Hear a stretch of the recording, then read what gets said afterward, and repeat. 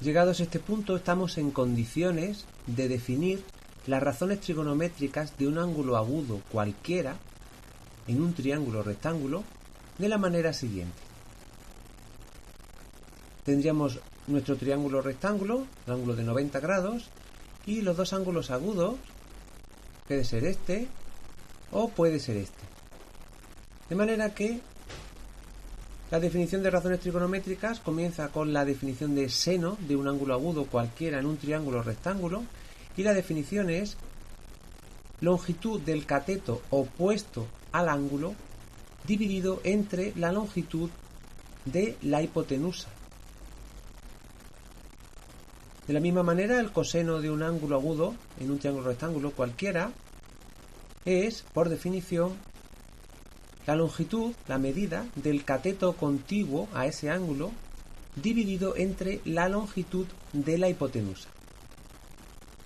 Tenemos ahora la definición de tangente de un ángulo agudo, y la definición es longitud del cateto opuesto al ángulo dividido entre la longitud del cateto contiguo a ese ángulo.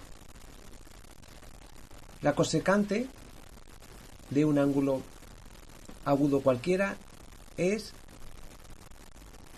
la inversa, el cálculo se haría simplemente intercambiando el numerador con el denominador en la definición de seno, es el resultado de hacer la fracción inversa para el seno. Luego, por tanto, sería dividir la longitud de la hipotenusa entre la longitud del cateto opuesto a ese ángulo.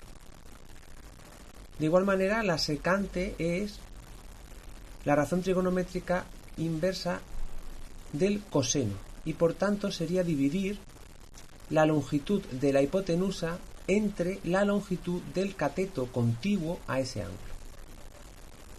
Por último, la cotangente sería la inversa de la tangente. Por tanto, tenemos que dividir lo que mida el cateto contiguo al ángulo entre lo que mida el cateto opuesto a ese ángulo agudo. Es importante resaltar que las razones trigonométricas no tienen dimensiones. Es decir, el resultado del cociente es un número sin dimensiones, de manera que un seno, un coseno, una tangente, no es un grado, no es un metro, es un número sin dimensiones. Y esto es importante porque muchas veces se confunde.